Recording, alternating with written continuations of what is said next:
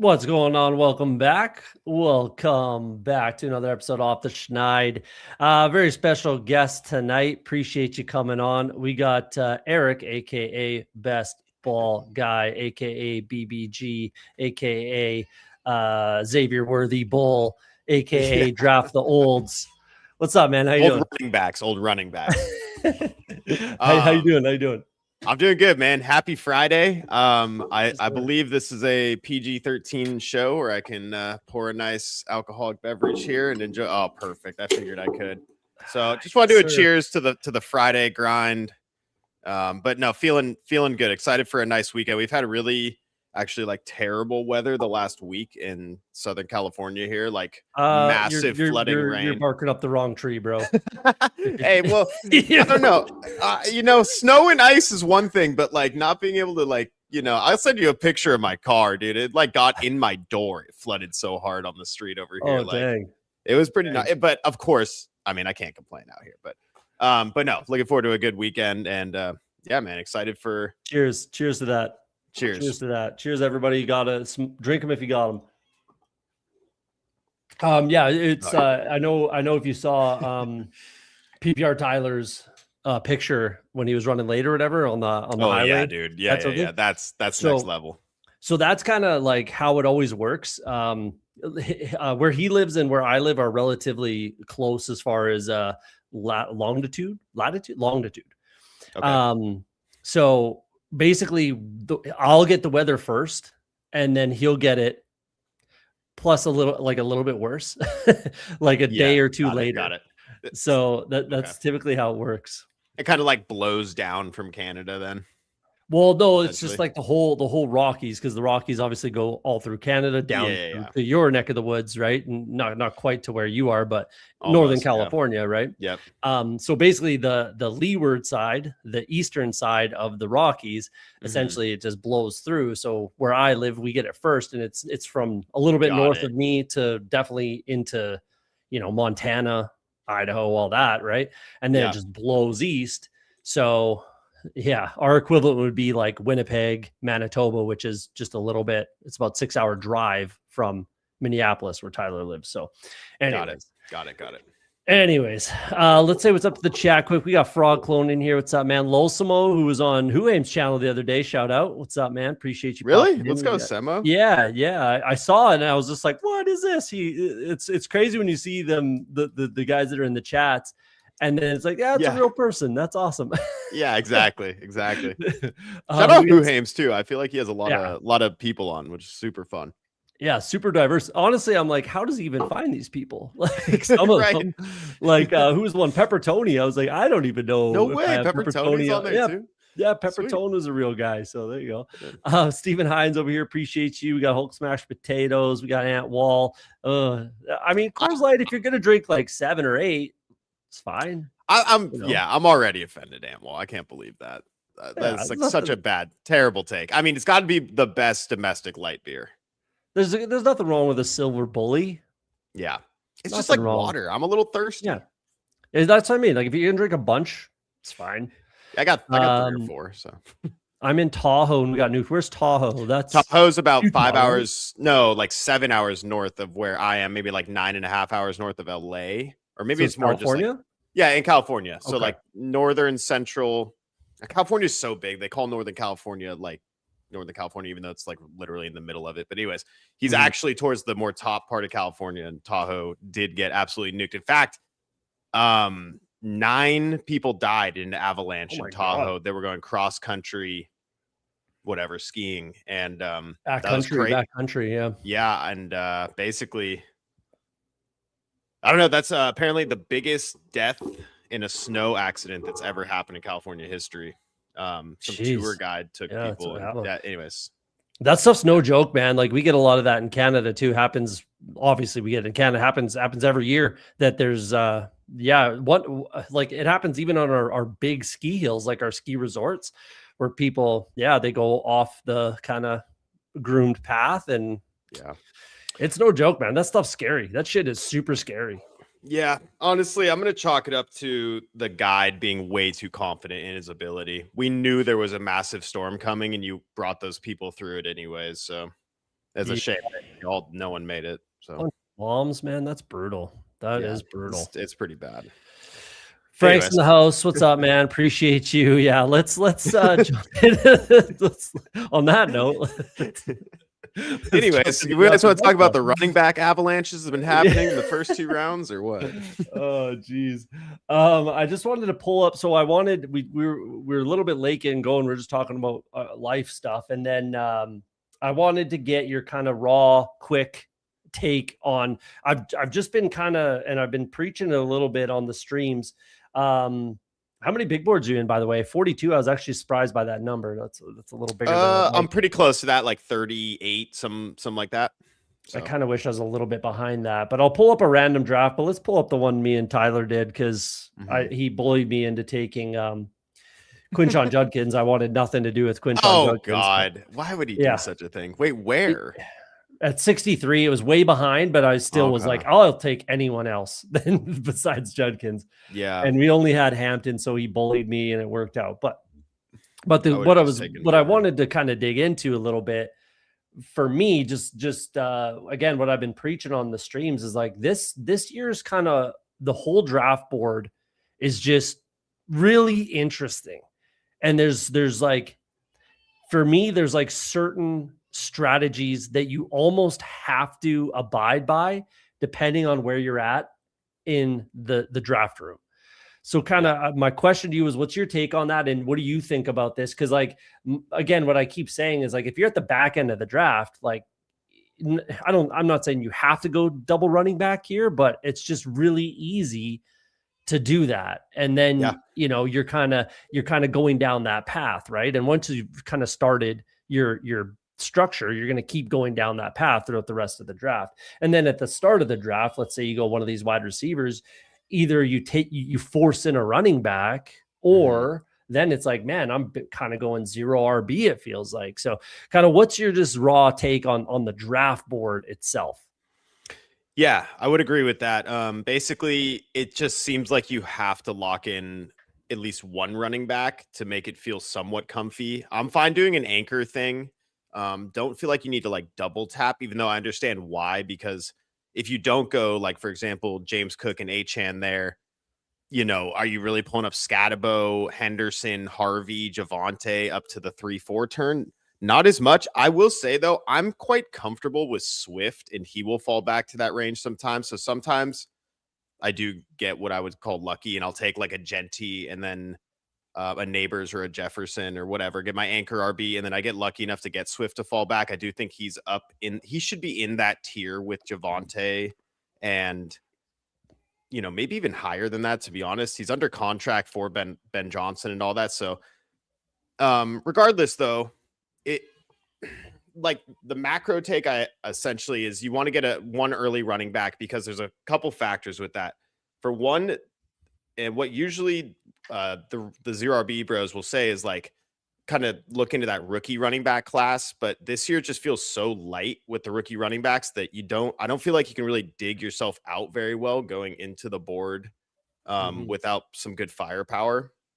And beyond that, subsequently, since the running backs are all so high priced, there's also so many good receivers that are rounds like 3 through 7, in my opinion, that are all kind of in the same tier. So it's like, why not just double tap running back? Then you open yourself up to, like, for example, just take 2 random guys like Teteroa McMillan could break out, but T-Mac versus Higgins. I don't know. Who we know. But even going further down, like Waddle versus Teteroa McMillan this year, like, are we that confident T-Mac's going to outscore Waddle? Like, to be honest, and it's a full 2-round difference there. And then you can kind of compare, like, I don't know. I even still believe in guys like DK Metcalf in the 6th there. I think that's interesting. Marvin Harrison. DK Metcalf versus Garrett Wilson. That's a 2 full round difference right there. Like, how different is that really? So more so just trying to show that the wide receivers flatten out pretty quick. And it's kind of nice to kind of hammer that through those middle rounds there. And then also, I think there's elite quarterbacks that are pretty interesting in like rounds 6 through 7 as well. Yeah, let's jump into draft room and keep chatting about this, because like I do want to touch on. So let's jump into a big board. If you're in the chat, jump in. 20-second clock. We're in right now. Wow, we're filled. So sorry about that. Maybe on the next one we'll do more friends and family. It's snap filled. We got fully loaded in here. He's a good drafter, very good drafter. And that's about it that I know. That's fun. I like kind of being in the middle. That's always fun. This is actually kind of fun, especially because now we can talk freely, so that's good. True. But so I definitely agree with that, because then if you don't get this like tier, I guess we can call it a tier, I suppose, all the way down to essentially ETN. Yeah. Then we run into this whole and everybody's kind of been talking about this tier because it is just so, I think, overpriced. I think everyone would kind of agree it's overpriced. Yeah. But so what I've kind of been getting at, and I was talking about it with Tyler the other day when we did that stream, is like, once these guys are gone all the way up to, like I said, ETN, you kind of only feel comfortable like picking off a running back here or there. So let's say you get one of these guys to fall and it's like, okay, I'll click Henderson at say 52, half a round in the fifth round. Yeah, it's nice. Yeah, cool. I'll take that. Like, you pick off a guy here, then you get down to this range. Maybe you like, Monagai, you pick him off or something. You don't love Pollard or Hubbard or Corum, right? So that's kind of the way I've been looking at it. Is it's a really interesting board. Who do you like here? Is it just JT for you? I actually like taking a receiver here, Amon-Ra or CD. If you want to go JT, it's fine. My whole thing is, I think there's 5 super elite wide receivers, and so passing on one of them is kind of a mistake in my opinion, because I do think the running backs that come back to us, whether it's Jeremiah Love or Hampton or whatever, like, are interesting enough to where I think it's still a good way to start a team. I really would separate the top 5 wide receivers, like, until you hit Jefferson, who I do think could also crack into that elite wide receiver tier. So could Neighbors, in my opinion. If we get full systems go, he's fully healthy, I think he could be in that tier. But then after that, like, I really think it flattens out again. So that's my whole thing, is like, I think you should take advantage of getting one of those super, super elite guys and then running backs after that. And since we're at 7, I think we're gonna have a good chance to get one of those round 2 running backs. And then also in the 3rd round, you get like I don't know, Brees or Kenneth Walker or something usually falls to that middle 3rd. So yeah, I kind of like that ideology. I don't hate it. I've been applying it to Justin Jefferson. So I have him ranked at 10 because looking at the draft board, like, if I take Jefferson at 10, one of Cook, HN, Genty, Hampton, right? They're going to be there. So I'll take the wide receiver first. Fuck ADP. I'm not going to worry about that too much. Exactly. Let's take the wide receiver who could very well get back to that wide receiver 1 overall, stature, and then get one of these, like you said, that they're relatively in a flat tier. And then we get Jeremiah Love right here, which is I would go Love or Chase Brown would be my 2. I'm good with any of them really, but Love is my guy for sure. Yeah. I'm pushing. It's the big board. We got to take a rookie. Yeah. I'm pushing 40% Love. Literally, he's the real deal. He's everything that everyone wanted Genty to be last year. That's what he is. I think Genty's gonna have a big season. I really hope I like Genty too, because Kubiak. That's why I like Genty, and I like Bowers. So last year, hated those two. Didn't like either of those clicks. No, you were smart. I was need to give you your flowers. Yeah. No, like you were sticking up for the no Bowers, no Genty last year. I took so much Chip Kelly for that. You have no idea. Well, I can't get over. I watched Geno Smith go from a competent quarterback for like the 4 years prior to literally the worst quarterback I'd ever seen in my life. And I don't believe it was coaching or O-line. Like, he was just playing so bad. He's kind of a product of his own, I guess the only word for it is ego, I suppose. Because he'll sling it. Like, he'll make the throw that he should not make. Sorry, he will throw the ball he should not throw, if that makes sense, right? Like, he'll sling it and he'll kind of get bit a lot. Yeah. And that's kind of what we saw last year is he just got eaten alive. Because realistically, he's not that good. He's just not that good. It's just he was in a good situation. He had some good receivers. Like Lockett was still young at the time, and Jigba, DK, right? Like they had at the time, they had a pretty good squad around him. Now, if you want that second running back, I do think Kyren is in a higher tier for me. I mean, I kind of do as well, but I'm okay with Allen or Higgins if you want to go that route, even with Conkey, but we could do Kyren. I would do Kyren. Okay, let's do that. I need more Kyren. I do need more Kyren. Even with Corum on the field, was still averaging like 15 half PPR points per game and he's a touchdown machine. They gave him a contract extension, a bunch of money. He's definitely their guy as long as he's healthy. 100%. If we like Derrick Henry to do 1,200 yards and double-digit touchdowns, then we kind of have to give that to Kyren. Yeah, and also, how many 1 yard touchdowns did Devontae Adams get? Like, how many more could those go to Kyren? You know, like, yeah, Devontae Adams scored like 7 1 yard touchdowns. It was so weird. Yeah, exactly. So, I mean, what could go wrong? I'm not too worried about it, man. With a rookie Jeremiah Love, I'm really not. If that's me, what's your percentage of Jeremiah Love, and would you be concerned?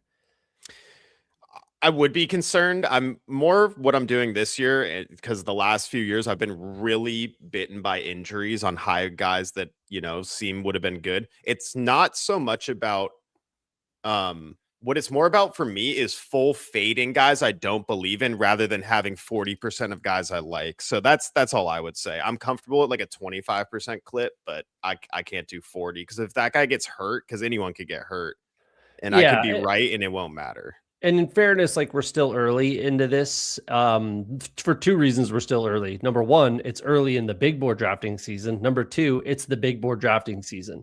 Yeah. Will I be 40% in anybody in the summer? No. And it was the same last year. Mind you, my highest was only 28%, I believe, last year.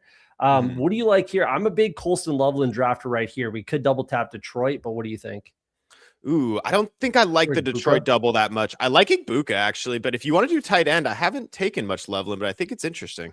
I'm a huge Loveland bull this year. I do.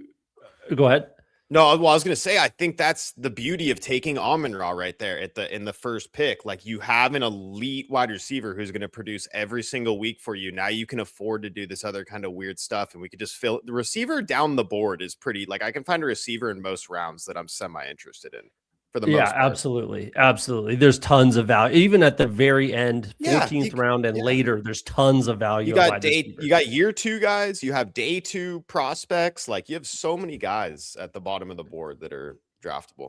And then to get back to you on how much love do I have? I have 15%, so nothing crazy. I'm mixing it, guys, up in the second round because I like Hampton, I like Neighbors, I like Chase Brown.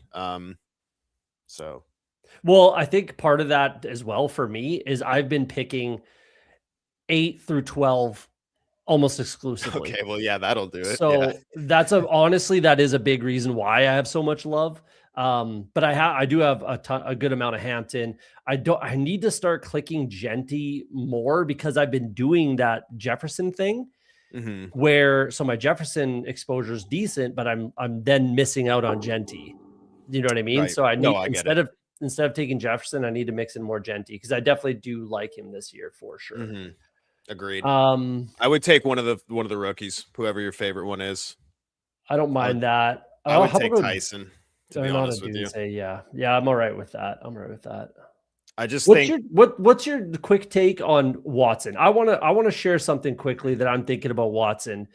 I don't like this price at all on Watson. I really hate this price on Watson. Do I hate Watson as a player? No.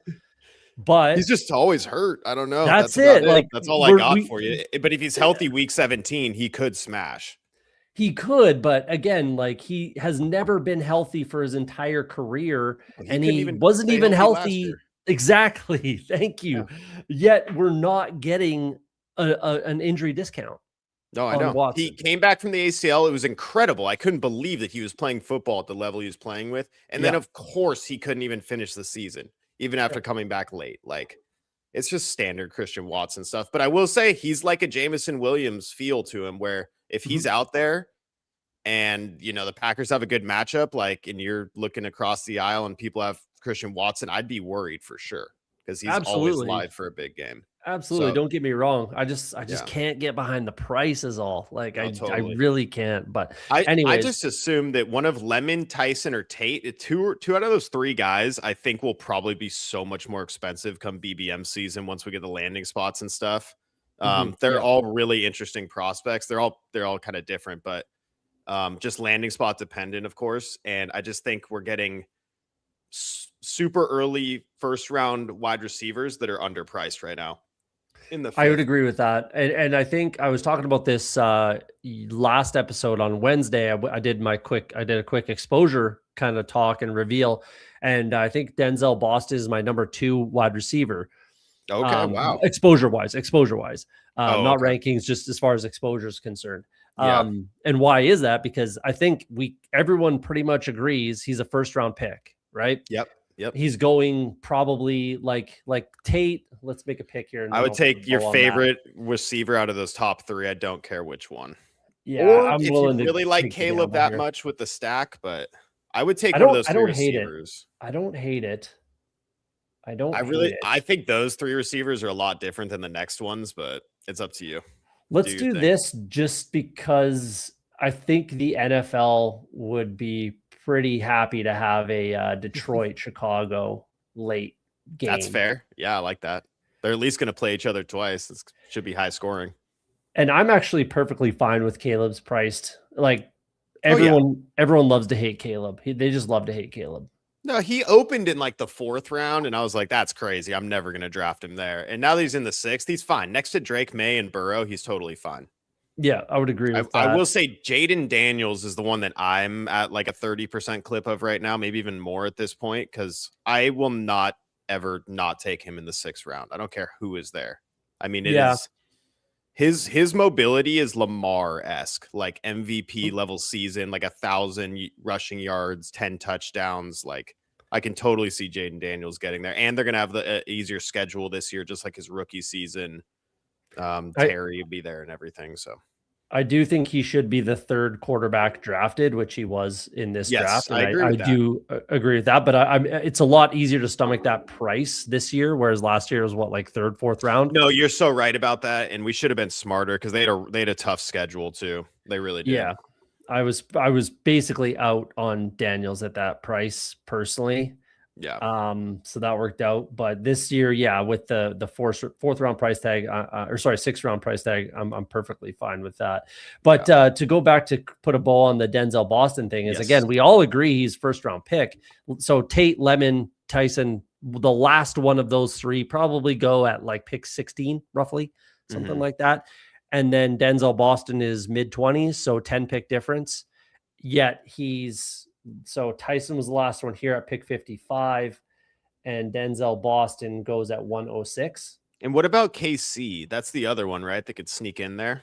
Concepcion. I think he's more gadgety than other people think. Okay. Who do you like here? I like Parker Washington. I'm fine with his price. Either one. I think we got to go receiver though. I'm fine with either. Yeah. I love Parker Washington here at this little discount too. 6 half a round. Yeah. I'm more than happy. I like the fact that I know who his quarterback is. I know we can't get him for a stack or anything, but the fact that Michael Wilson, we have no idea who's going to be throwing him the ball, to be honest. Yeah. And they lost LaFleur, right? Yeah. Yeah. I think he's a bit of a fugazi, man. Michael Wilson. I'm not drafting him at this price at all. It feels very, not Callaway or Colston feels very, was that the guy or Russell Gagey when he was on the Bucks or whatever? Yeah, sure. There's been a couple guys that went in like the 8th round that had like a really good end of the season, and we're like, oh, maybe they're just really good, like Marcus Colston on the Saints, and then like Gage on the Bucks. And it's Darnell Mooney, I think you're thinking of. Darnell Mooney is another one too. Yeah, there you go. Yeah, it's the Darnell Mooney effect, right? Where I'm not drafting Michael Wilson at this cost at all. But we did just take Parker Washington, who was an undrafted player last year. Not by me. He was my highest drafted player in the big board. Well, in the big board, but you weren't Parker taking Washington him in the regular. I was, but not nearly as much. I was only like 8% or so in the Best Ball Mania season of Parker Washington, but I was 28% in the big board season. So, what was I gonna say? But the reason I love Parker Washington is I'm very, very confident he's going to continue to be the slot receiver in Jacksonville, and the slot receiver in Leon Combs' offense has been dynamite since Kentucky with Wan'Dale Robinson. He was there for Cooper Kupp's Triple Crown season. So I'm buying Parker Washington. I would go QJ, to be honest. Really? I hate this price for him too. I'd rather go Pittman, but we can do QJ if you want. I would go QJ. Or Worthy. I would even pull up Worthy here, but I go all right, yeah, do QJ, do we did it. We'll be right. Sell me on QJ because let's take a look at this. His whole thing at ECU was yards after the catch, right? Like short. No, I get that, but you got to factor in McDaniel coming over there, right? We're gonna get the ball to QJ quickly. We're gonna get blockers out in space, and he's gonna do exactly what he was doing at TCU. It's so weird how they've been running him down the side of the field, throwing him deep shots, and it did work, oddly enough. But he still has an amazing quarterback, and I think they get him back to doing what he was doing at TCU with McDaniel. At least I hope they can recognize that get him the ball a little quicker and let him run with it. I mean, I think Ladd is the guy. I'm a big Ladd believer personally in that offense. I think he can basically be the Jalen Waddle essentially, but I think it's either one of them. So at the moment, I'm kind of mixing them in, to be honest with you. I'm just mixing them both in. I'm not even and strategically, I'm actually not putting them on the same team. I think I think whoever's going to earn that Tyreek kind of crosser kind of role, I guess that would be more so Ladd, but at the same time, I just feel like if McDaniel knows how good QJ was with that yards after catch that he was doing at TCU, mowing everyone over, and like that's what I thought he was going to do in the NFL as well, then I think it'll work out. But I could be wrong about that. Yeah, I just think that it's live that Trey Harris is just better than Quentin Johnston. I mean, now you're speaking my language. I think that's live.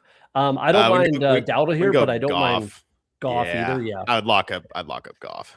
I'm good with that. Quarterback is really the thing to talk about this year because they go so fast. Like it's insane. Well, everyone wants 3, right? And we have 20 rounds to pick. So I just want to point this out. You don't want this. You don't want this Waddle in Mike McDaniel's offense. You don't want this Waddle. I do personally, but okay. I think they could both have big years. Honestly, I mean, what Herbert is capable of, and what McDaniel's capable of, and what that O-line is capable of. I think everyone can eat. To be honest with you, I think you're just trying to grab pieces of that offense. Yeah, I've been saying since day one that the Chargers are my pick for the Super Bowl, and I'm all in on the Chargers. Herbert's my number 1 drafted quarterback so far. I'm definitely in on Hampton for sure. I'm very in on Ladd. I'm very in on Gadsden. Oh yeah, very in on Gadsden for sure. So I think he's like 2 or 3 as far as tight ends. I have Likely very high, and I have Loveland and Gadsden. I have a ton 3. Of Gadsden. Yeah. I did see that. What's his face? Daniel Jeremiah did mock Kenyon Sadiq to the Chargers, though. He also mocked him to. Who was the other, the Niners, was it? Or no, who was the other team? I don't remember the other one. No, maybe it is pretty the funny because apparently Daniel Jeremiah has gotten the last 4 years of Chargers picks correct. He's a Chargers fan. Very big Chargers fan. Very, very big Chargers fan. All right. Well, we'll see how the mocks keep going. Yeah, I mean, I wouldn't pay attention to it quite yet. Maybe I know. Closer to the draft, then I would say, okay, let's take a look at that. Who's he picking, sort of thing. So we could definitely go to the receiver here, but I always throw out Emmett Johnson in this range. I mean, if you want him, it's kind of the time to get him if you like him. If you don't care that much, I think it's fine. It is.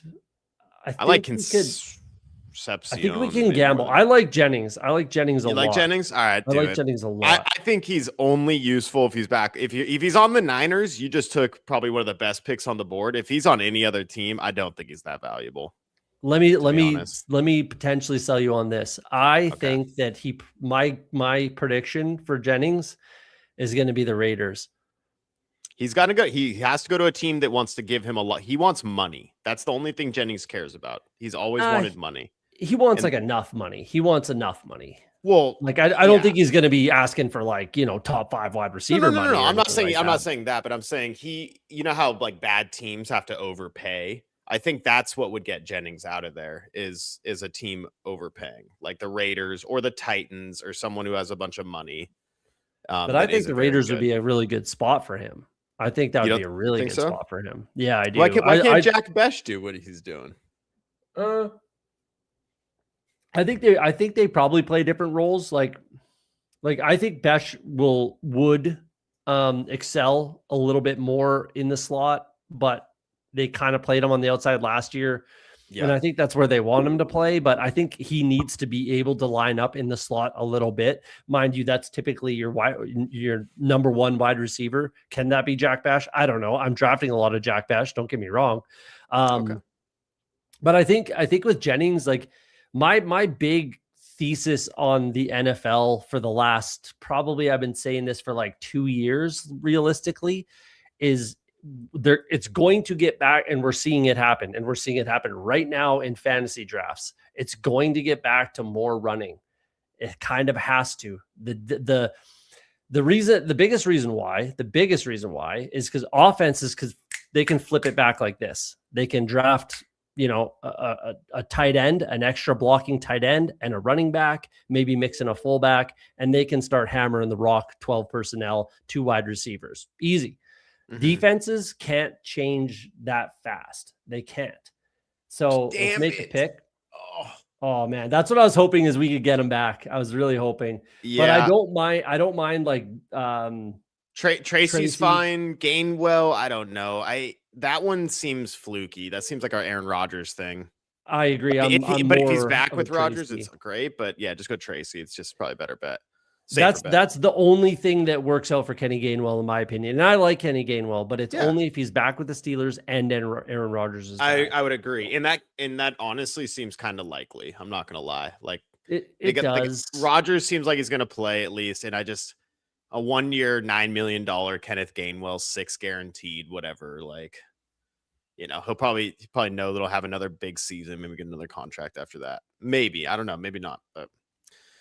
Yeah, the Raiders, man. I think the Raiders are going to run a bunch of 12, though. To be honest with you, so it's like they're only. I agree. That's why I think Jennings would stay on the field. So that's why I like Jennings, is he's going to get on the field because he's probably literally the number one blocking wide receiver in the NFL.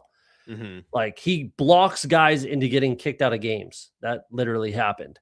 So, so that's true. Like the people punch him in the balls and whatever. So he's going to be on the field on any team in 12 personnel, and then obviously in any 11 personnel, right? So, I just like him for that reason. He's going to be on the field. He's probably going to lead whatever team he's on in snaps. He could absolutely be back with the 49ers. There's just outs for him, including potentially Chicago if they move DJ Moore, but. Man, we got kind of boned with all the players I wanted. I don't mind just doing that if you want to go with 3, or we could stop at 2. And I don't know how much upside he has. I would, I like Shaheed more than Mendoza if you're into that. I think Shaheed's going to get a good contract somewhere. I'm okay with that. Plus, he just I don't mind guys that are one play away from cracking your lineup.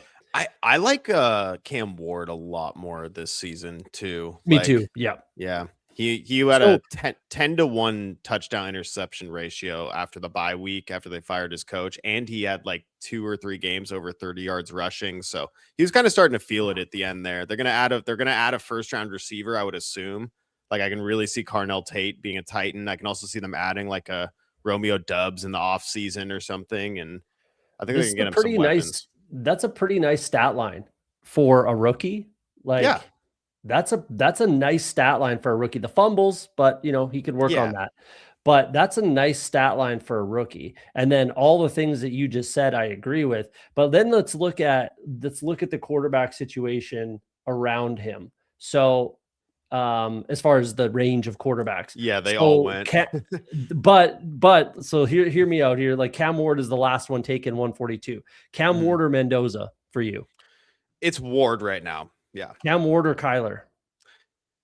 Okay, so here's my thing. I changed my tune because I wasn't taking Kyler or Malik Willis because I'm like, Cam Ward is playing the entire season and it's much safer, but I do recognize the upside outcome of those guys have a lot of mobility, and if they just play the entire year, I mean, you're walking into a guy who should have been an 8th round pick, 7th round pick. Probably. But short answer, Cam Ward or Kyler? Kyler, probably, depending on what I already have. Yeah. Interesting. Cam Ward or Willis? Over Will. I don't believe in Willis. Cam Ward or Stroud? Ward. Cam Ward or Bryce Young? Ward. It's closer, and then Cam Ward or Shuck? It's Ward. a lot closer, right? So, but it's closer again with these two. It's closer with those two. Yes. We're on the clock to make this pick, and then Kamara, baby, bring him down. He falls though. But why? He's like on the Saints this year. If they don't take, I mean, I don't know. I'm okay. Dude. I'm okay to take him. I've been drafting him, but I've been getting him. I get giddy about it past ADP. I've been getting him at like 160, whatever. Really? Oh, on stream, like two drafts in a row on stream. I'm taking him a round ahead. Wow. Okay. I just let's put a bow on the Cam Ward. Okay. So that's kind of what I'm getting at. Like why I like him is he's the last one taken. And give me him over all of these guys, including Kyler, Stroud, Willis. With Young and Shuck, it starts to get a lot closer, but they go 20 picks before him. I completely agree. Yeah, he's my most drafted quarterback besides Jaden right now. And I also have like 40% Gunnar Helm. Let's throw Daniel Jones in there. Daniel Jones or Cam Ward? No, dude. Daniel Jones with no mobility off an Achilles, I'm not that interested in. Yeah. So again, like I don't know why he's going so low, but I'm happy he does. I'll keep it there. Well, I'm shocked that Mendoza goes so high, honestly. I think he should be cheaper, to be honest. A rookie coming into the Raiders who've been terrible. Like I'm not that interested in him. Like, I agree. I'll take him. I do have a fair amount of Mendoza, if I'm being honest, because I just love the situation. Sure. Like the weapons that he's walking into. Clint Kubiak, they have a ton of money to work on that offensive line. Like there's all kinds of things that they can kind of do to make it work around him. Oh man, it would have been McMillan. I would take your favorite running back here. I would take Spears, Aaron Jones, Rachaad White, or mine. Yeah, I'm good with all of those. If you want a young guy, you can go Spears. I don't know. I think Rachaad White gets an interesting deal somewhere as well. Yeah, let's do White. Actually, I don't have enough White. And I think he could be a commander is kind of my lean right now for Rachaad White. That. Yeah. Like if they like Chris Rodriguez to kind of, or even Krosky Merritt, either one, to be their kind of first and second down battering ram, like Rachaad White can be the third down back there all day, every day. So one rumor I did hear, maybe it wasn't a rumor, but someone brought it up and I thought it was interesting, but Aaron Jones reunited with McCarthy and the Steelers with Rodgers. I thought that would be pretty, because if they get rid of Gainwell and he's in the Gainwell role next year, that's a pretty interesting pick. It is. I just worry about his age and hamstrings and so old, injuries and But no, what the Kamara thing though, I really feel like the only it's a major bullet. It's either zero or hero in my mind. But if I dodge Jeremiah Love going to the Saints, I think I'm like shipping this contest with how much Kamara I have. I mean, realistically, he didn't get to play with Shuck at all. So he's going to get to actually experience the Shuck effect of a good offense, which will open up holes naturally. Taysom Hill's gone, so just goal line roll. They could give that to someone else. But even if he's just on the field for passing downs, that Kamara is going to be good at finding the soft spot in the little zone, being a little check down guy. they don't really have the best receiving core right now in general. So like he could be third in targets, maybe even second over Juwan on a really good year. Mm-hmm. So I just think it in the what round is that? 14th, 5th, I don't know, 13th round. I've been getting him in the 14th round. So man, I just think it's too cheap. Like we just watched Christian people are gonna be like, what the fuck are you talking about, dude? But like I just watched Christian McCaffrey run for like 3.6 a carry, but catch the ball 100 times, and he was the #1 running back in fantasy. Like if Kamara somehow stays healthy and catches the ball a ton, anyways, whoever you want. Likely, I'm good with jumps any out of at these, me. any of these three. I'm good. Likely really jumps out to me. Okay, let's do. If you're into it. Oh yeah, he's my highest drafted tight end. Okay, good. I think it's a nice pairing with Loveland too, because you're already going to have a guy you're kind of counting on as a 4th round pick. So you may as well shoot for the moon with another guy.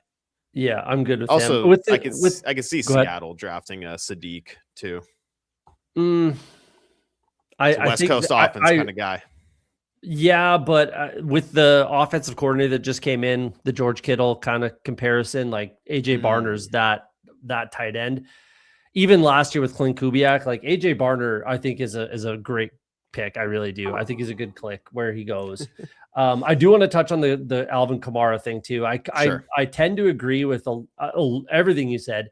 The only pushback would be like if he's not on the Saints, which is possible, but I'm not making that pushback. I'm just saying that would be the only pushback. There's no dead cap. It's they saved $300,000 cutting him only.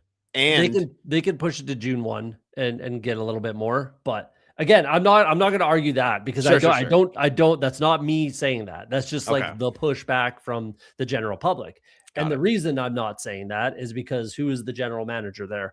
Mickey Loomis. He's been there for a long, long time. And has he done that to anyone that's been a long time Saint? Has he done that to Cam Jordan? Did he do that to Demario Davis? Has he done that to anyone that's been a long time Saint? No is the answer. He has not. He has never done that. He always gives them an out. He always kind of lets them. They're still paying Michael Thomas. Exactly. Like exactly. So the other thing about Alvin Kamara that I keep telling people that I love about him is the dude fucking loves football. He loves football. Right. He has said that he wants to play as long as he possibly can.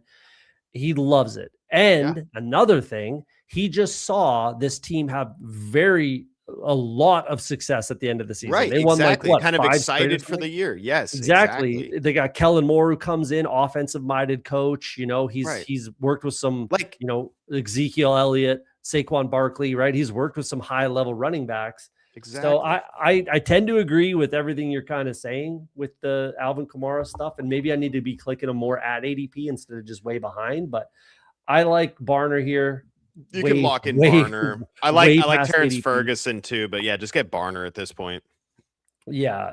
Considering it's this far past ADP, I don't know why he falls so much, but I don't either. And then just to in another quick note on that, it's like people were taking Alvin Kamara in the 6th round last year when they didn't know what the quarterback situation was or anything. And now because he had an MCL injury at the end of the season, which he could have played from, guys. They were 2-9 or whatever. He's not going to fit. And I was saying this on my show last year. I was like, I want whoever the backup Saints running back is, because I know for a fact Alvin Kamara is going to have a thigh issue or a knee or an ankle or a shoulder, whatever, and he will not be playing in the playoffs. He never. Problem was we had no idea who that was. I know. I mean, we tried our best. God, we almost got there with Kendre. We almost freaking got there. But yeah. But no, I mean, I just like you said, I think he comes in this year motivated. He goes, "Damn, this division's weak. My quarterback's actually good." It wasn't even a winning team that won this division last year. He still had games of getting 22 carries last season with 5 targets. Man, it was like full bell cow usage in some games. So. Maybe this conversation just talked me into drafting him at ADP because I was taking him a round later. Even this was a couple picks, but I've been getting him at 164, 65. Right, middle of the 14th round is when I've been getting them. Right. So exactly. And in this landscape, once again, there's not that many good and I could be surprised. Maybe the rookie running back class is way better than I think it is, but at the current moment, I think it's terrible, to be honest with you. And so I don't think there's free agents that are going to really be pushing for this job. Okay. I like interesting spot. Coleman. Do we want to grab a quarterback, a third one, or what are we thinking there? I think we just leave it. I think we leave it. Keon. Roll with 2. I like Keon. Do you? I'm not. I don't even know what to say about that. I'm stunned right now. So the reason why it's the 17th round, number 1. So it doesn't fucking matter anyways. Like, it doesn't matter who you pick. Like, yes, some of these guys can be league winners, which Keon Coleman could be a league winner. The new head coach, former offensive coordinator Joe Brady comes out and says the best thing to ever happen to Keon Coleman is me being named the head coach of this team. He did say that, yeah. That endorsement in the 17th round, the funny thing about the Bills for the last, basically since we knew Josh Allen was a guy, right? Actually, sorry, once they got rid of when they got rid of Stephon Diggs, right? After that, every single year, so it's been 4 years, every single offseason, any free agent wide receiver, when he goes to the Bills, when the Bills take him, can't wait till him to go see him with Josh Allen. Right. Every fucking offseason, including this one, Mike Evans to the Bills, every free agent wide receiver to the Bills, right? Yeah. Can't wait. They don't have any money to spend. I've been saying it over and over and over again. They can address wide receiver, but it's not going to be in free agency. It would be in the draft.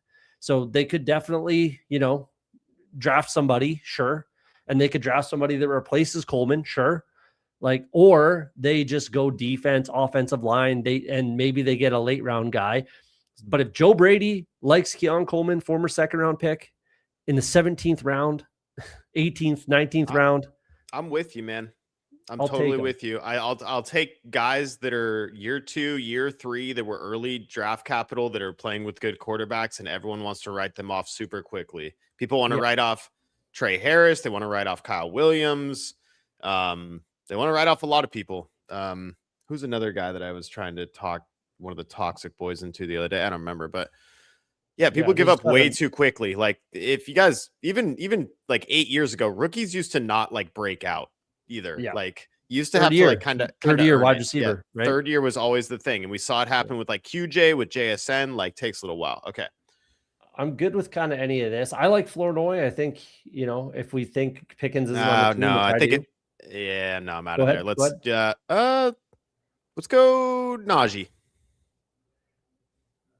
I like Najee. I've been taking Najee. Yep. How many running backs are we comfortable with this? I am for 6. I think I want one more. You want one more? Yeah. Our wide receivers.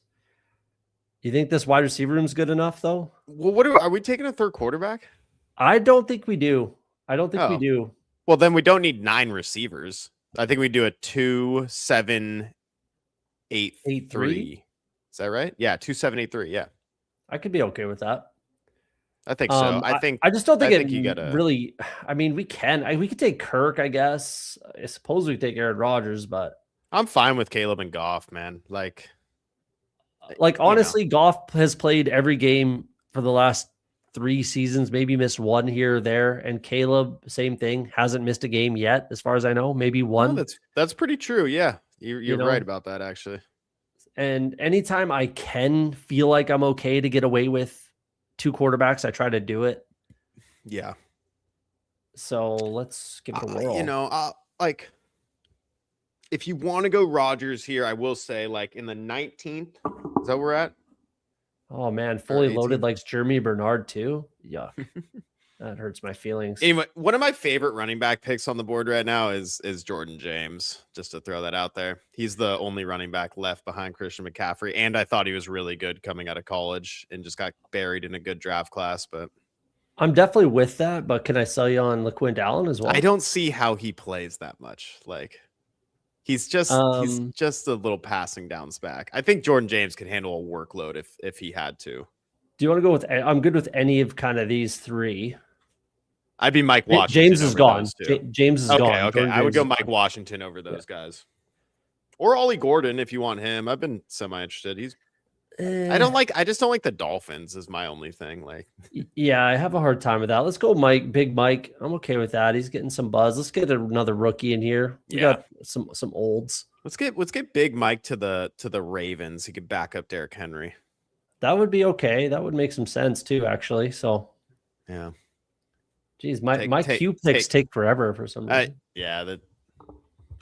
All right, we're down here. We got your guy Ted Hurst, who I like as well. I think everyone's pretty into him. I'm very into him. I like. I don't mind getting a little bit of funny. Yeah, he always draws my attention. I have not clicked him yet, but I'm always like, man, he's just a little bit, like 4%. You know, nothing crazy. Totally mix him in. I have too much Knoll, so I don't particularly want him. Yeah, I have too much Besh, so I don't particularly want him. Tez Johnson could be a riser once Evans is gone. That I'm fully on board with. Yeah, he's also like a nice like deep, like when he does hit your lineup, it's probably on a big touchdown, which is always cool. Yeah, I'm definitely on board with Ted because I don't think I've even drafted him yet, but I've been meaning to. I think Calvin Austin's sneakily interesting as that same kind of profile. I just like when I'm taking guys down here, I just want a guy that can hit your lineup on 1 week with one big play kind of a thing. Lambert Smith, I don't know. Like Devontae Walker is kind of sick. he's kind of been my like. I've clicked him maybe 2 or 3 times, and I'm trying to get again a few percent. Like he's that type of guy as well. A little bit 6 catches and 3 touchdowns. Yeah, no, that's kind of like that actually. Yeah, if he rolls into Kavontae Turpin, is it Turpin time still? Kadarius Toney. No, I can't believe he has an ADP. I with Turpin, like this is fine. I just expected him to take a step forward. Yeah. And Flournoy just is that kind of guy. He just became the Jalen Royals, actually. Someone floated his name out. I thought that was interesting the other day. I don't know if I can get there, but I did think it was interesting. I saw that too. Someone drafted him in one of my streams, and I thought it was interesting as well, but I don't think I can get there either. I think I'm Tez Johnson over Bond, though. Fully agree. I've been meaning to draft, and I'm more than happy to get him. Let's do that. Quick review of the team. You got one more in you? Or? Yeah. Let's do it. Might cut just a little bit early to make sure I can eat, but yeah, it's fine. Okay. 2783, Caleb Goff, Love, Kyron, Tracy, Kamara, White, Najee, Michael Washington, Amon-Ra, Tyson, Parker, Washington, John, QJ, Juwan Jennings, Rashid Shaheed, Coleman, Tez, Loveland, Likely, Barner. I think a tight end could hit our flex sometimes. So yeah, I like this team. This is a fun one. That's solid. I think once again, Amon-Ra's that locked in wide receiver 1. You hope Tyson gets the nut landing spot and breaks out quickly. And then from there, you're kind of just ping-ponging spike week guys down the board. And Parker Washington, if he is the slot guy, will be super consistent as well. So it feels good. Running back side upside another one, and stability. Get in if you want to draft with us. The quick bathroom break for me, unless you're going to ask me a question here. No, go nuts. We'll chat when you're back. Okay. If you're watching live, guys, hit that like button. First time I've asked for it. Hit that like button if you don't mind. Big guest. We got BBG coming in. Appreciate him coming on. Hit that like button if you're new to the channel. If you like the content, hit that subscribe button. You see the subscriber goal. We're only about 320 away from hitting our subscriber goal in a 12-hour live stream. We did it last year. BBG was on last year. Emo Cowboy, PPR Tyler. We had Steve from Fanspeak. Who else do we have? Bindles made an appearance. Candyman, maybe? I can't remember. I think Candyman was on. Yeah, I think he closed it out. I can't remember who was all on last year, but we'll do it again if we get to 1,000 before the NFL draft. So hopefully we can get there. But I agree with this. Tez is definitely a good click. No Ravens RB2 gets drafted. Not right now. That's for sure. They could, but we don't draft in fear of that at this point of the season. You really can't. May got to the Super Bowl with Wash Diggs. I have FOMO with Keon Coleman. That's fair. I would too. That's why I've been drafting him a little bit. 4 spot. I love that. That's right. 4 spot's a good time. Missed it. It sounds like. My apologies. We got the 4 spot. Let's go. I think the 4 spot's great. I love Jamar Chase. Hopefully we can get him. I like whoever is there. Honestly, I like all these guys. I think like JSN is a little sketchy losing Kubiak, just a little. And also, they're going to have the hardest schedule in the league. And I was listening to guys really break down like why Seattle was so good last year off the run pass, like looking the exact same, and how teams are probably going to figure that out. JSN won't have like a 43% target share, and I don't know. He's amazing. No, I agree. But, he's a little sketchy, just a little. I definitely agree. I don't mind the offensive coordinator that came in for everything to kind of stay as similar as it can. McDonald is the genius. He's the guy. Like, he's going to bring in a guy who's going to run his system well. So. Yeah. He's an unreal head coach. He is one of the better head coaches in the NFL already in his career. Yes. I think he just won the Super Bowl. So yeah, there's that as well. Did he win Coach of the Year? Darnold. Yeah, he should have. He should have been, up there for sure. But either way, like this top 4 is just like so set in stone. Yep. That like there's really no fucking around with the top 4. You just take whoever's there. Yes, pick 4. I agree. Who's there, you take them. No it's messing that around. Easy. Yep. And I have the most Chase by far.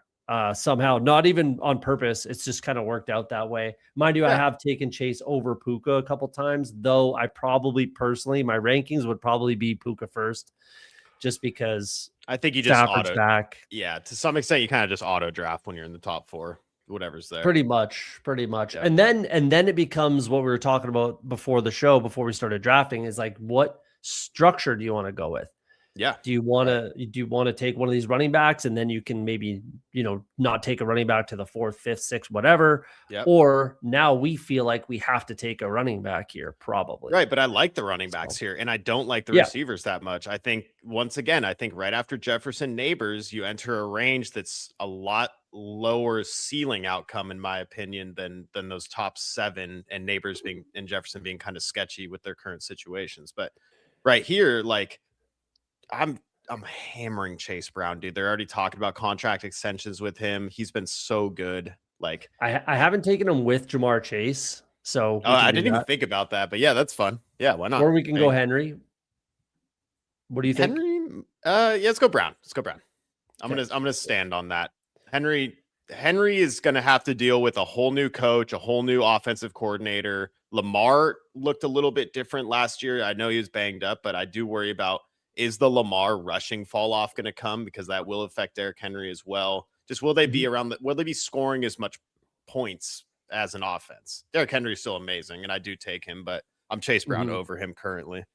That's always the interesting one too, and that kind of ties into the Puka or Chase conversation, because then you can just take Chase Brown. If it feels a lot better if you have Puka and Chase Brown, you know what I mean? So I will say, if we get Burrow though, like end of the 6th or whatever, we're feeling good. Dude, Nico. That's a nice fall off. Yeah. Let's take a little discount. That's really nice on Nico. I will also put in that if it's Stroud needs to have a major bounce back, but he could deserve to be like at the end or the beginning of the 2nd round. Oh yeah. Yeah, usually you have to take Nico on this side, on the 2nd round side of the board. Right. Like, so I'm not into Pickens. Like, he's too much of a head case, and it's like I had so much Pickens last year, and I felt like last year was the year to draft Pickens. I feel like this price, you're just paying for what you should have done last year. Lamb was hurt the whole year. We got lucky with that, but we even saw how Pickens was quitting on the team at the end of the year because they were throwing the ball to Lamb more, or whatever he was upset about. I mean, it's just too much to worry about with him. And then Olave, I think you're paying for, once again, Olave was like a 6th round pick, and then he had his really good year, and now he's super expensive. And I typically just like, you know what? I bet Olave maybe not as many touchdowns this year. Maybe he gets 5 touchdowns, still gets his 140 targets, has 1,000 yards, and then he's a 4th round pick next year, and then I'll take him again or something. I just think these guys, those kind of guys, move up and down the board year to year so much. Yeah. So a couple things there with the Pickens thing, put a bow on that. I've been trying to talk everyone out of George Pickens for the last however many weeks, like literally since the contest started. I've been trying to tell people, like, it is super live that George Pickens is not on the Dallas Cowboys. If he's on the Dallas Cowboys, okay, I can stomach this price. If he's on the Cowboys, Right. I laid out a whole spiel. George Pickens was on the thumbnail. I laid out a whole spiel about how it's just not particularly possible for George Pickens to continue to be on that team financially. Plus all the other extracurricular type stuff that we talked about there. Well, here's the other one last thing I'll say is it reminds me of the classic, oh, we're going to franchise tag you. Oh, well, I'm going to hold out then or something. Exactly. Like something weird like that going on this offseason. That was the other side of that conversation that people were saying, like, oh, franchise tag. It's like, okay, great. Do we really want George Pickens on a franchise tag on our fantasy teams? Right. I don't know if we do. He's going to be disgruntled by the end of the season. And yeah, he's been a head case at the best of times. So he's upset about money and contract and all that. And we're going to say we're okay with, drafting him in the second round. I'm not. But, and then the other part of what you were saying there is literally that was the kind of thesis of the last episode I did on Wednesday, was taking our DFS lessons that we learn on DFS and applying them to best ball, where it's week to week production versus non-production. So a guy blows up one week, has 30 points, and then has 6 points the next week. How often do we see that in DFS? Every week, all the time. So it's the same sort of thing where we have to manage that cost. Let's go like that. Yeah, Buka. It would be my pick. Yep. Also, I put Burden. Like, Burden is also like a JMO and a Watson to me. I just think he has big spike weeks, like, which is fun for best ball. But he's a guy I don't want to be 0 on, but I don't want to be 10% either. I understand. Yeah, they also play outside, and then obviously you think about the playoffs. They're in windy Chicago towards the end of the year. I do kind of always worry about that a little bit, But yeah, to put a bow on that, let's not overreact to. I've been I did like 2 or 3 shows about overreacting to last year. Literally, it's like, guys, slow down. We got to slow down on this. So Judkins, like, these are all the types of conversations that kind of I've been having. I didn't really put Watson in there, but he should be. But let's slow down on the overreacting and the cost. Judkins, Scadaboo, Harvey, right? All these types of guys that I like Henderson the most out of them, but just because he didn't get hurt. He didn't get hurt, which is nice. Like, and Harvey's just not that. Harvey's not that special though. Like, no, I don't disagree. I'll take them both at a discount. I don't like either of their prices right now. You could do a couple different things. I like Lamar. I know you like Waddle. I'm also going back to those first round rookies are going to be insane. So I'm good with any of these. I'm three. Tate or Waddle, but not Odunze. So you can pick. Do your thing. Let's do Tate. Let's do Tate. Yeah. I think with the 3 established guys we already have, it's nice to mix in a rookie there. Yeah. That's exactly why I did that. Yeah. 100%. Right. When you got these guys that are studs, and then Igbuka's second year could be stud. We'll see. Yeah. Give me some Tate. Yeah. Give me some Tate. It would be Lemon for me. I'm going to go back to the Pickens thing again. I know we're trying to put a bow on it, but dude, he also did most of the damage with CeeDee Lamb hurt. Like, CeeDee Lamb is not hurt anymore. Like, that's another massive, you have so many things working against that guy's profile it's like, just take T Higgins. Like, T Higgins is the same exact profile, but he's under contract, and we know we know the situation entirely, and he's in the middle of the 3rd round instead. That's a much better pick. I'm 0% Pickens right now, literally. So you talked about like, I think this about me, and my listeners definitely know I will take 0%. Oh, I know you will. Yeah, I have no problem taking 0% of a guy. And I'm Pickens, gonna do more of that this year. Now. Yeah, I'm gonna do more 0% stands and less 35% stands. I didn't really do much of that last year with the amount of volume I got down, but just going to reiterate, more zeros in my portfolio this year. Yeah, I'm very much. I don't want. Right now, I think I'm 0% Neighbors as well, if I'm being honest. Not that I would not pick Neighbors. It's just the guys that go around him are. Yeah, the thing is like, the way I think about Neighbors is like, oh, he could be a 1st round pick and come Best Ball Mania. Well, how is that going to matter for the big board? Kind of a thing. Exactly. You have to buy the risk now, but are you getting much of the reward? I don't know if we're going to get any news by when April comes and this contest is closing. Yeah. So I don't these know. Are separate. These are separate. draft cycles. They're completely Totally. separate. So but if you get the neighbors is fully practicing, at training camp and it's July or whatever, then it's like, all right, neighbors is now a first round pick, but it's like I'll just start taking him. Yeah, exactly. I'm not too concerned about. It's not that I wouldn't pick neighbors. It's just kind of something you were saying earlier too. Even like after Jefferson, like yes, neighbors could be up there, but there's more question marks now than there was last year with neighbors. I just think they have the last place schedule.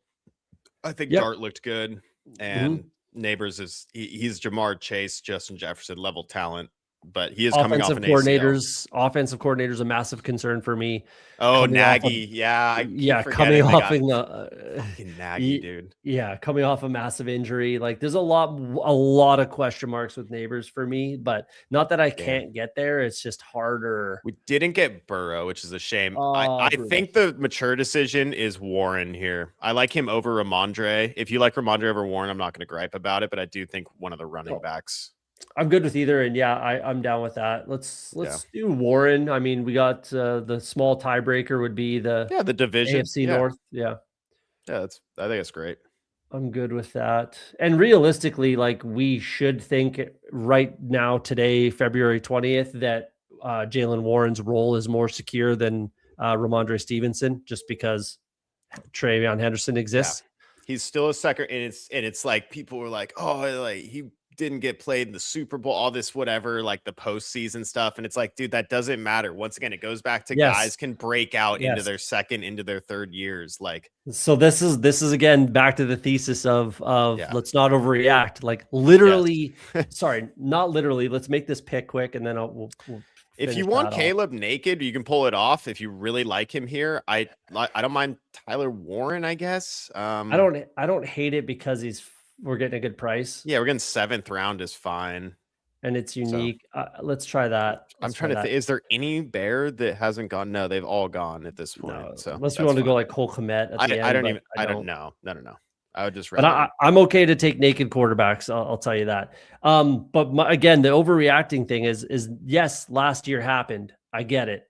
Last year happened, things changed. Of course, put that into your conversation, put that into the rankings that you build, whatever. But it's not whatever happened last year is going to happen this year. It's completely separate. It's completely different. Let's not just put those two things in the same bucket. So I 100%, I've been trying to hammer that home with people. And yes, Henderson could be the number one running back on that team next year. And would we be shocked? I don't think we should be. No, that's why I'm willing to take Henderson in that Judkins, Scatabo, Harvey range. Like I'm definitely not zero Henderson right now.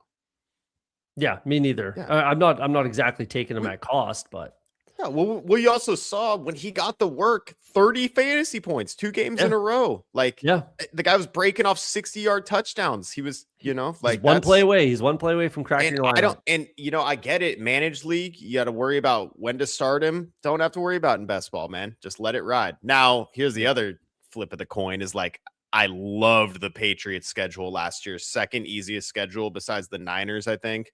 And that was why Henderson felt like such a smash to me. I should have been more in on Ramondre at that same thesis. Unfortunately, I wasn't. But this year, obviously, they're gonna have an insanely tough schedule. But he's also should be the passing work back, even though he's not. I don't know. Like, hopefully, you can figure that out this offseason. Well, he was a really good pass blocker in college, but it's a whole different animal in the NFL. So there's that, and then. It takes a while to acclimatize. Like your rookie year in the NFL is not easy. It's not an easy thing to just, especially because they don't getting used to flying across the country in a plane and it's like week to week. Yeah. And they don't get an off season. There is no off season. No, exactly. Like they go from the playoffs, and he was national championship. They go from the playoffs to potentially the Senior Bowl or whatever. Right. Bowl game they play or all-star game type of things, East West, whatever. All eyes on them. All eyes on them. Yeah. Yeah. Then straight into the combine, then straight into rookie camp, then straight into mini camp, then straight into like the preseason. You know what I mean? It's just boom, boom, boom, boom, boom. It's constant for these guys. Yeah. And you're trying to learn new offense and you're trying to move into a new city, right? Yep.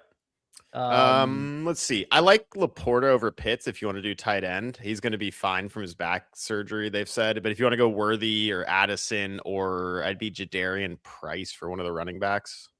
Let's do Worthy. I like Worthy a fair amount. Yeah. Personally. The Pitts initial price was insane. Yeah, I'm glad he's fallen. I think he's fine here, though.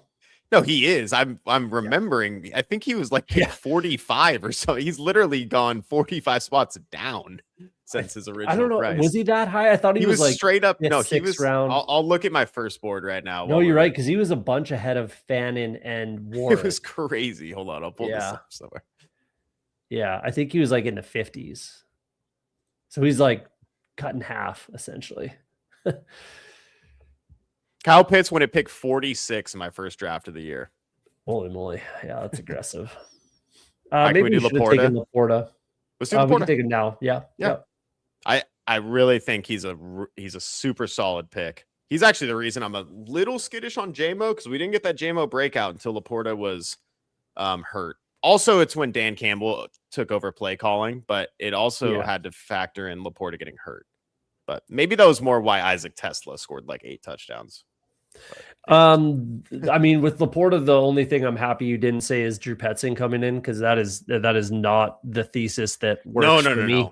No, Laporta's making one-handed, like gnarly, touchdown grabs, man. The guy's he's talented too. So we got to factor that in. Like Sam Laporta is just an absolute fucking dog, like at football.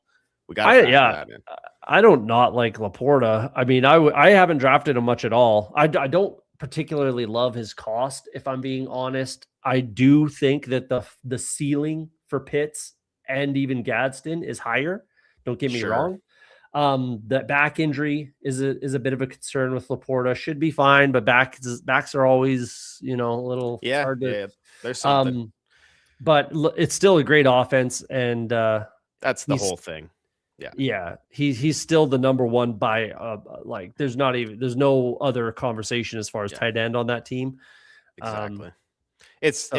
It fills your tight end position. It's a great offense, good quarterback. It's a passing quarterback, right? So you have more opportunities to catch a touchdown. And all you really want from your tight end position is a guy who can score touchdowns. Yeah, but you're right. Like Kyle Pitts could have 140 targets and be the next second round pick kind of thing. Yeah, if we're talking ceiling, yes, Pitts, Gadsden over Laporta for sure. So I see that you have Jefferson ranked higher. I think that's more of a macro thing, because like you said, the running backs are kind of in the same tier for you up there. But how do you feel about Addison? Because the same regarded, if they add any quarterback, I think Addison's a clear riser. The thing is, everyone wants to say that, but they can't add a quarterback, a viable one. Well, they're gonna have a backup, because right now Carson Wentz had a shoulder surgery. Brosmer was nothing, so they will add someone. We know they will have some semblance of a quarterback room. Yes, they're gonna add someone for sure. Let's make this pick, and we might just be forced into pulling up Darnold. Oh, you want to do Or there he goes. So then we're gonna let's go Emmett Johnson. Yeah, Emmett Johnson. And I'm hoping we can get the other guy I want to fall back, but okay, let's go Emmett Johnson. Haven't clicked Kincaid once this year. I always see him at the top of the ADP, never take him. Yeah, I'm good on that. Lives up there. Yeah, he just lives there. I don't think I've taken him. Even with Josh Allen, I maybe have taken him once or twice total, and I can't click Josh Allen until Jaden gets more. I mean, I should, because anything can happen, but 30 pick difference between those two guys seems crazy to me. Well, Jaden Daniels' rookie season was almost the exact same amount of fantasy points as Josh Allen was last year. Yeah, you're just paying a premium for consistency. That's true. Yes, and he doesn't get hurt. So he never gets hurt, and he posts almost 380 to 400 fantasy points. Wow, we lost Stroud? Yeah, I think we got to go Mendoza here, as much as I don't think you like it, but I think we got to bring up Mendoza here. This range sucks too. There's really I really like Casey Concepcion. I do think he's going to be a first round pick, but yeah, you can do Mendoza if you want. I would go Cam Ward over him though, if you want to do all that. We could do that. Let's. Oh, come on. Yep. God, this guy's got them gamer fingers. I don't know if we got it. Did we get it? No, I we don't know got if it. we We got got it. We got it. I believe. I will sue. I will request a refund. I have live video evidence. Oh, Yeah, that's him. right. Underdog hears me. The threat of litigation. Yep. No, Cam Ward is super easy to backstack. You got DK, you got Io Manor, and you got Helm and Spears, all super cheap. Yeah, but even forget all that. What did we just talk? The exercise we just did in the last draft, right? Also, like, Carnell Tate to the Titans, who's on our team right now. Hey, I like that. I like that. But yeah, what do you mean the exercise we did in the last draft? Like we literally think that I would take Cam Ward over Stroud. Absolutely. I get it because we had Nico, right? But yeah. Like I would have done it for the stack. Yeah.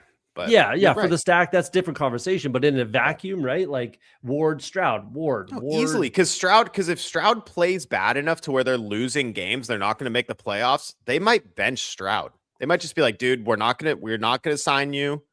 Like right now, what does he need? Like they need to give him a franchise tag, right? Essentially, give him one more year, 5th-year option or whatever. So it doesn't sound like he's getting a big contract.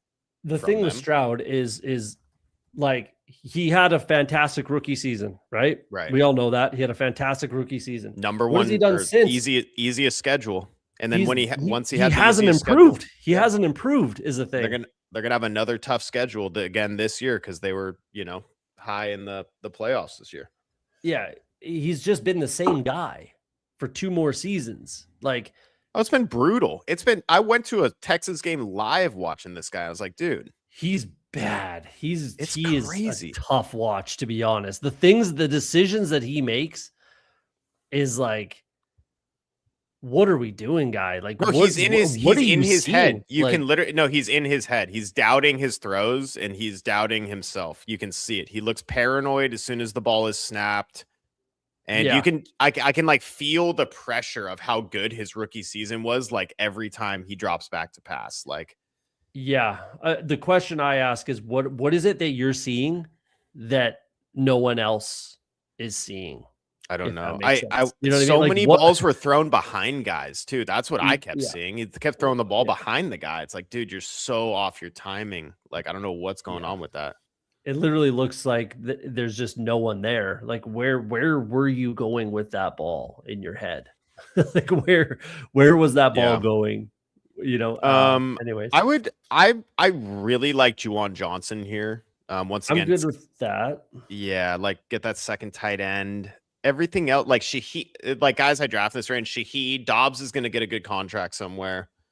It's a nice discount on Debo, but I mean, with this room, I don't know if we need another receiver though. That's the problem. Yeah, running back would be the other. Jordan Mason is under contract for the Vikings. If you want another running back, but I think we can push it. Yeah, I'm a big Mason drafter too. He's at the very least going to be this. Yes. Yeah. No. And once again, we're getting into this range where it's like people are like, how can you draft Alvin Kamara? It's like, bro, I'm in the 13th round. Like, it's the same thing with Jordan Mason. Like, even if I'm getting the 1B running back on the Vikings, I'm fine with it down here. Like, I'm gonna have usable fantasy every time he scores a touchdown. It's probably usable. So, for sure, yeah. And he could end up being kind of just the running back one. Let's say Aaron Jones gets cut, which is fully live, cap casualty, or he just gets hurt, which again is fully live. He got hurt last year. It's just last year, like the Jordan Mason thesis worked. It just, the offense was a gigantic piece of shit. Yeah.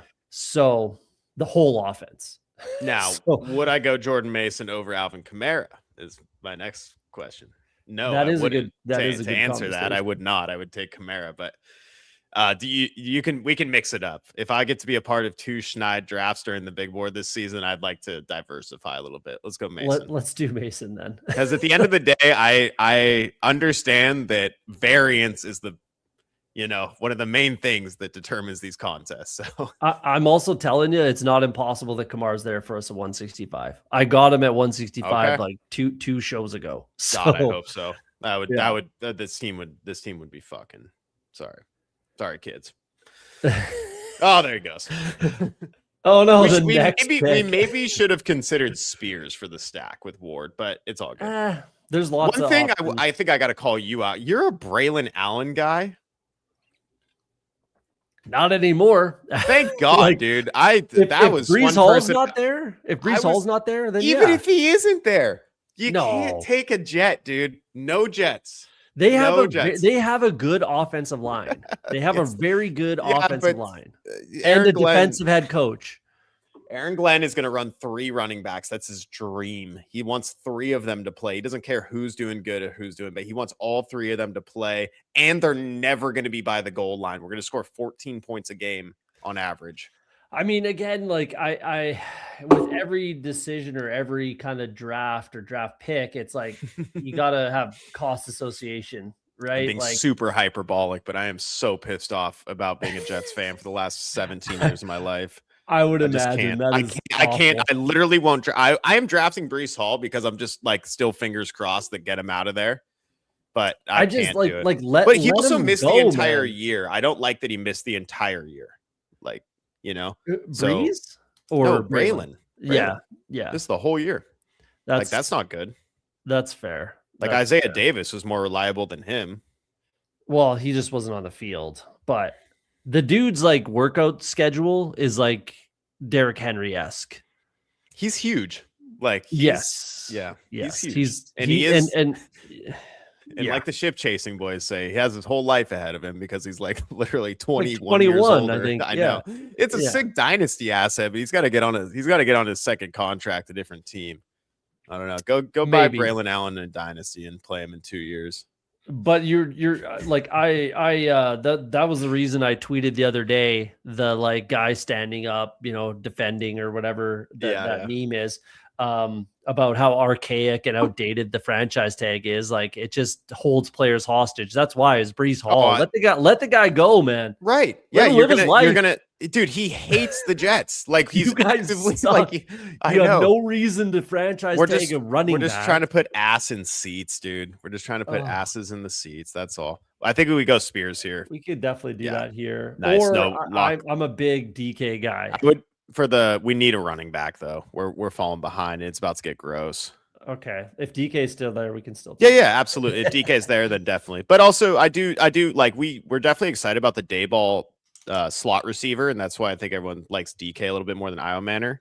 Well, but I can see Io Manor being better than him. Like that's he could, but my thing with the decision between DK and Io Manor has been that Io Manor, his skill set is replaceable in this draft. Totally. And DK's over is that. Not. Yeah, right. Not even Tate. Well, like DK's like the kick returner. So well, and slot guy and just can score on one play. Like I like DK a lot. He's one of my highest drafted players so far. Okay. I'm not gonna lie, as much as I like DK, it might be the more adult decision to take Penix here. He's playing the entire season for the Falcons. I don't think he is. No, he is. He 100% is. With Stefanski, I think it's gonna be a good offense, honestly. The GM just was super non-committal about Penix. Stefanski loves him. I'm 0% Penix right now. Are you gonna sell me and make me? Yeah, and I'll take him. PPR Tyler's super dialed in with this, but Stefanski fucking loves this guy. The first name he brought up after getting hired as the head coach was, "I can't wait to play with Michael Penix." Like, hopefully he wins us this. We did need a third quarterback. We needed a third one, and he's the last one that he's playing the whole season. The only thing is, it maybe doesn't play in the beginning off an injury, but everyone else is a complete guess. Everyone else. I'm going here before. You think Kirk is playing for the Falcons this year? Not necessarily. No, he's pretty much getting cut. He's 100% getting released. Yeah. Oh, he's going to start somewhere. Okay, I gotcha. Yeah, he's going to start probably 17 games somewhere. He's probably live to go back to Minnesota, maybe. Yeah, maybe. Depends. Again, the thing with Minnesota, like we were talking about this earlier, we didn't quite get into it, but with Minnesota is like they just can't afford anybody. Unless Kirk Cousins takes a massive discount, which he could back there. To go back there, he could. But beyond that, like they can't afford anybody. So I think it's someone like Zach Wilson, Trey Lance, someone like that I think that they're going to go with that's going to compete to start kind of a situation. Again, Yeah. the only thing would be, yes, Kirk Cousins if he takes a like $5 million because he absolutely doesn't need the money. The dude has made more money than That's true. 90% Yeah. of Isn't he? quarterbacks in Yeah. history. He's like the most Like, paid dude ever. Yeah, that's right. yeah, yeah. Yeah, they just can't afford anybody, the Vikings. They're $40 million over the cap right now. They Yeah. can't afford anybody. Or they draft a guy. Like, that's what I was saying about the Vikings too, is like I'm going to be paying attention to who Kevin O'Connell is going to watch and pro days and things like that as far as quarterbacks. If it's like Yeah. a Garrett Nussmeier or like even like Drew Aller, I guess, like something like that, or maybe he gets a guy. I don't know. It's just they can't afford anybody. Right. So I'm gonna say this. I want Helm at one of these two picks. So like he's my breakout tight end of the year. I like Helm, but I think we need to top wide receiver. I was gonna say everyone's an Omar Cooper guy. I'm not the biggest one, but we could do it. I've been capitulating to it. I'm pretty in on Omar Cooper. I like him a lot. I don't have him number 2 or anything, but I like I think I like Surratt more. I think Surratt is more quarterback dependent. Like, do you know who I think would be the best quarterback? And he could go there. The best quarterback for Surratt is Aaron Rodgers. Okay. Yeah. Because Helm went. Oh man, that's really annoying. That's all right. As your third too. Yeah, it is fine, but I thought he would be there for sure over Cooper. No, it's all good. Now we can we can push it a little bit. Maybe Michael Trigg or something, but let's do Io Manor here. Let's get the stack with Tennessee if you're down. He's right there. If you like, or Samson, if you want to do another running back, he's kind of a tier for me actually. Until the I don't have enough Samson in. It's a nice discount, so I'd rather do that. I think that's smart. I can't believe someone just took Jaden Blue ahead of him and Mike Washington Jr. I think that's a little silly. Yeah. I think you're kind of hoping that's what. I think you're hoping those guys turn into Dylan Sampson in some way, like some regards. Mac Jones, that is the most they pay him.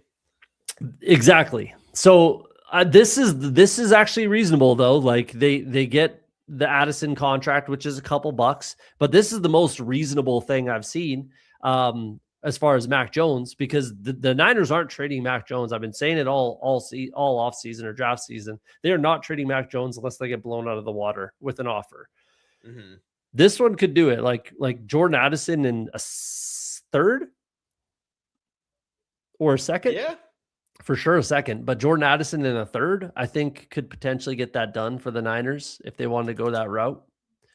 But then again, how do they pay him? Because you're going to have to, any team that trades for Mac Jones, you have to have like a $25 to $30 million contract, 2-3 years ready to go for him.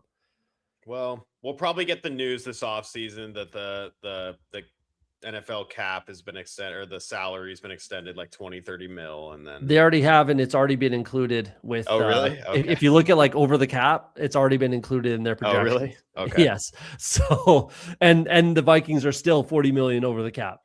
So that's part of the reason why Kwasi Adolfo-Mensah doesn't have a job right now. Yeah. So yeah, it's a tough situation with the Vikings. I was gonna say, well, this is so unrelated, but it just came up because I saw his name. Mason Taylor. Mason Taylor didn't break one tackle last season. Go Jets. He's kind of a catch and fall down kind of tight end.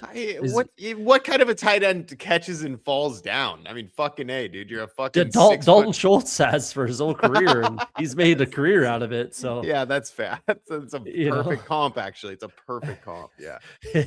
So I mean, even like Travis Kelce is there at this point in his career. Yeah, well, like now a lot of tight ends can get away with the catch and fall down. But yeah, he's not like a sexy embarrassing pick. Yeah, Jason Witten was another one for sure. Right, he was the catch and fall down merchant towards the end of his career for sure. This is rookie season. There goes Keon. Wow, you might have sold me on Keon just from that one quote. If we get Io Manor, I think we gotta hammer it. If he's there, I'll happily. Io Manor had some big highlight plays this last season. He flashed a little bit of talent. Granted, he could be replaced so easily, like you said. I would not be surprised, but they don't have much, right? They'd really have to sign a guy in free agency and draft a guy. for him to lose I'm his down. job. Yeah. At this point, we can definitely take him. That's a huge fall. Yeah. At 18th round, 213. Yep. I'll click Iomanor there. Plus it stacks. Sure. Yeah, I think we got to get back to running back for sure. I don't know if these guys are in the chat. I brought up Helm last time, then he got drafted, so maybe I'll wait. I don't know if they're in here. So I don't know if we can go another running back realistically. we Or got I to. think so. Yeah, We got to we be got done to. we got to be done at wide receiver then. Jordan James. Yeah. Do we? Well, unless we're only going 2 tight ends. Like we only have 3 more selections here. Who do you like? Selections. Jordan James. Right here? Yeah, kind of. Okay, let's do it. I'm all right. I think wide receivers are awesome, dude. We have Nico and Chase. Like, if those guys aren't smashing, then our wide receiver room sucks anyways. Like, yeah, then we're going like that, right? With the 3rd tight end. I think I'm fine right? with that. Yeah, and I will Okay. I would agree that like down here, wide receiver is a better pick than running back, but it still doesn't make it the right pick. I think we need a little bit more firepower. We started with Chase Brown, and then we didn't even hit it again until Warren, and then we kind of waited again after that. So. I mean, we probably should have taken Kate Otten there, to be fair, and then Jordan James probably is still there for us, but maybe not. And either way, we're okay. He's been rising. He got that recent, like, kind of, I don't want to call it coach speak, but just kind of that little momentum post that the Niners are pretty excited to have him again this season or whatever. Like, so yeah, I was already drafting him quite a bit before that, and now we're looking. People are really into Chig being a free agent too. I'm not that interested, but it's just like he could go anywhere else and do this again. So sure. Like, yeah, this is some pretty reasonable consistency from your tight end spot, but like it is. the concern is the tight end touchdowns. But Michael Trigg could be anything. There. He could even be Michael Trigg. No, he can be, he's my tight end 3. He is my tight end 3. I like him a lot. It goes Sadiq, Stowers, Trigg. Yeah, for me. Okay. Yeah. Okay, I like that. Yeah. But I really do like, and I know you've actually been talking about him too. I like Sam Roush a lot. Yeah, Roush. Yeah. More just like if you play Dynasty, pick Sam Roush as your tight end. Pick Sam Roush in your rookie draft. If you play Dynasty. we're gonna be pretty okay with Laporta and Juwan Johnson. So I think we can afford to just grab who the hell is that? Jack Endries is another guy I like a lot. I have it. Jack Endries 4, Sam Roush 5 as far as my tight end. Okay. Again, they're not best ball picks. Roush or Endries are not best ball picks. But I'd like to remind people, like guys like the guys you're bringing up right now, Roush and Endries, I've never even heard of, is the same way people scored on Sam Laporta in the big board. People were not drafting Sam Laporta in the big board until the very, very end of it. So there sometimes are these little diamonds in the rough down there. So those tight ends are going to get on the field as rookies. They are very Kate Otten to me, those 2 guys. Okay. So let's go Roush then. Let's go Roush on this one if you're down. You want to do it? Yeah. We can do it. I mean, or Endries. I mean, if you have conviction, that guy over Roush, I've heard about Roush and I looked him up and I liked what I saw, but I don't know. I've never even heard of this Endries guy. So he's Texas tight end. I have him ranked higher than Roush, but I do like Roush a lot. He's might be the best blocker in this draft class as far as tight ends are concerned. That's great. That's great news. That's great for getting on the field. Absolutely. That's all I care about. Round 20, I just need you to be active. Really. Let's do it. Yeah. One tight end I'll throw out to people that I think is sneaky that goes undrafted is Jonnu. Not on a team right now, but I don't mind that. He's athletically very fun, and if he ends up in the right situation, I watched Jonnu on the Falcons and on the Steelers score like 50-yard touchdowns, like running up the sideline. So, plus, he didn't until last year. Look at the rushing attempts. He used to get the rushing attempts back in the day, and then he went away from it. And then last year, Arthur Smith, obviously. Arthur Smith, is the reason why. But he can do it. So we've seen tight ends get some rushing, opportunities last year. So he could definitely get a little bit. I do like that shout. I like that shout. So for a guy who's going to be less than 5% drafted this entire contest, he could be a difference maker if he goes to the right situation. Like if the Bucks get rid of Kate Otten and Jonnu's out there, so I don't know, something weird like that. Yeah, there's definitely some landing spots where he can definitely get back to being tight end one for sure. If you Yeah. like, old and dusted Tyler Higbee, like give me I Jonnu. don't know. I think he was a You know? product of just the Rams being good. No, I know. I'm just saying as far as ADP, I guess they're the same ADP. So let's say That's Zach Ertz, who's a no, higher God, ADP no, than Jonnu. Give me God, Jonnu every no. day of the week. Yeah, no Taysom way. Hill, give me Jonnu, right? Like I'll take Ben Sinnott before Ertz and Taysom.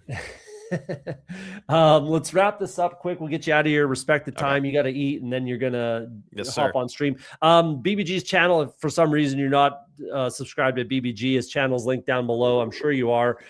So go watch that right after NP43. Neil and Eric are going to be going live after this. Sorry. So 3773. We got Caleb, Cam Ward, and Penix. I think that can work. Chase Brown, Jalen Warren, Emmett Johnson, Mason, Spears, Sampson, and James. I like that actually. That's fun. Yeah, it is. I think it's Times. perfect. You got 2 guaranteed running back points, and then the rest are kind of flyers. Maybe Mason and Sampson mixing there a little bit early. Maybe Spears as well. But I think there is some level of guarantee with Jordan Mason, but low level, but it's there. Yeah. Jamar Chase and Nico are obviously kind of, this team relies on those two just being what they are and what we expect them to be and what we drafted them to be. But then we got a lot of fun shots here that I think, well, these 4 in particular that I think we can hit on at least one of these guys, if not 2, if not 3. So this is fun. These 4 right here. And then Laporta, Johnson, and Roush works for me. So yeah, absolutely. No, I liked both those teams. They were fun.